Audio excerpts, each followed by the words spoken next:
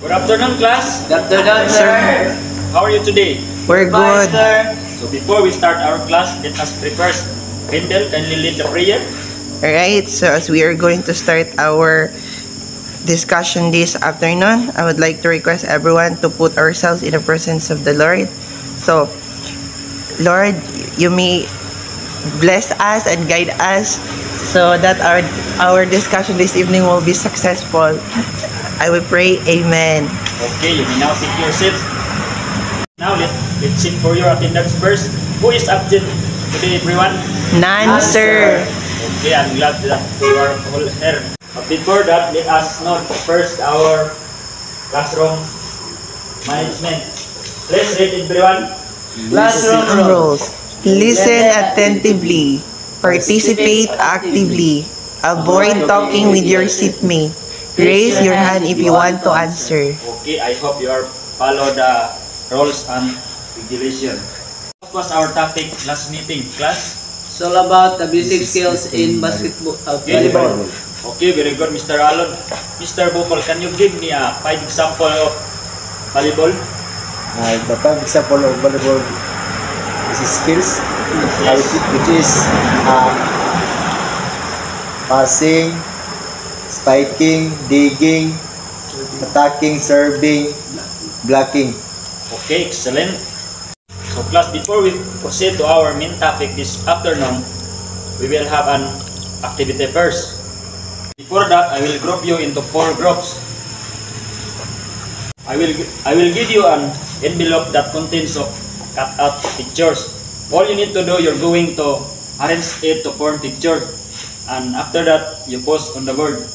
I will give you 2 minutes to do your task. Okay class, you can start now.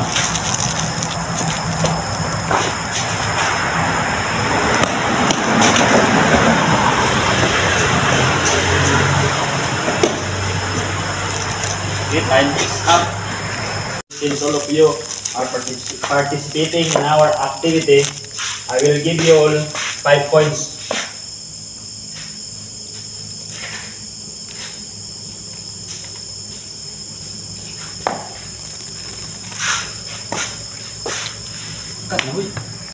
Okay, based on activity what we had earlier, who can guess what is our topic this afternoon? It's all about the basic skills in basketball. Okay, very good. Another hand, Mr. Alon Rindel.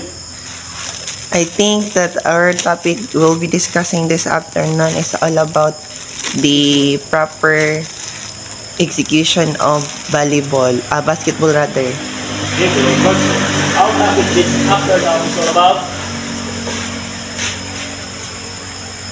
4 basic skills in basketball. For that, let us know first our learning of defense.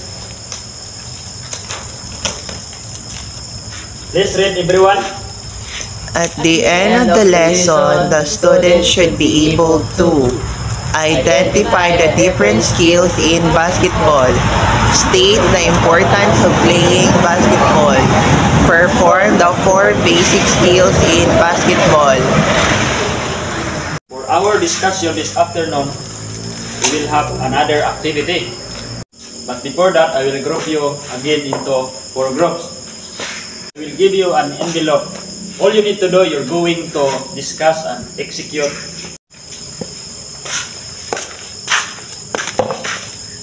Me now? Okay, I will give you 2 minutes to practice. Okay, time is up. Start with the group 1. Okay, group 1, what is your assignment topic? Dribbling, sir. Okay, you can start. Dribbling is the act of continuously bouncing the ball on the floor with one hand, allowing the player to move while in position of the ball. So you are going to do the dribbling.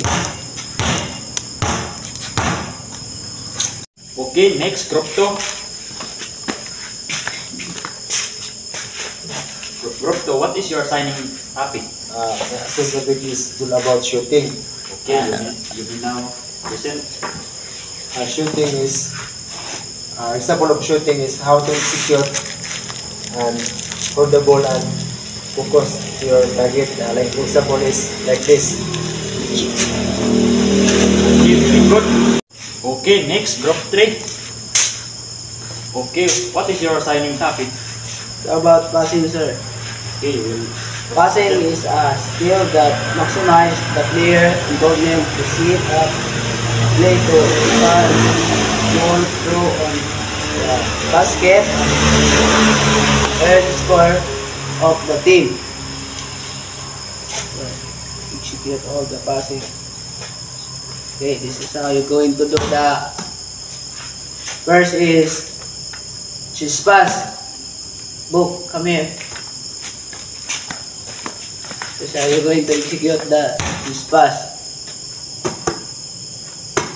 Second is bound pass. The third one is buried pass. That's all, sir. thank you, class. Did you understand the 4 basic skills in basketball, class? Yes, sir. Is there any clarification or question regarding our discussion this afternoon? No, sir. Okay, thank you. I have here a lucky box that contains of your names and the questions. All you need to do, you're going to answer my questions. I pick your name randomly. Okay, Mr. Alon Rolando, please come forward and pick the question inside the box. What are the 4 basic skills in basketball? The 4 basic skills in basketball, which is the shooting, dribbling, passing, and rebounding. Ka-jersey Okay, pag next. Another Alon Rindel, please come forward and you may now pick some questions.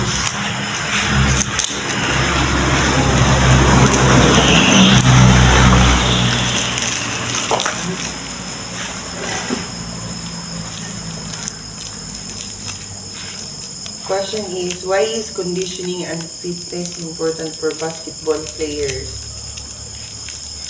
Conditioning and fitness are crucial for basketball players because they enhance performance, reduce injury, and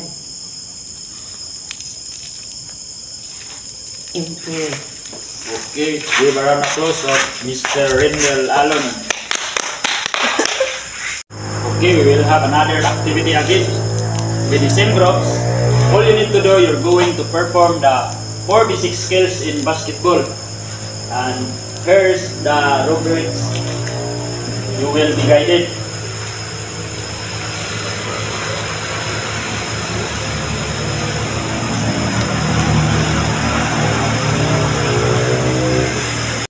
For your assignment, research the hand signal in officiating basketball. Okay, you may now dismiss class.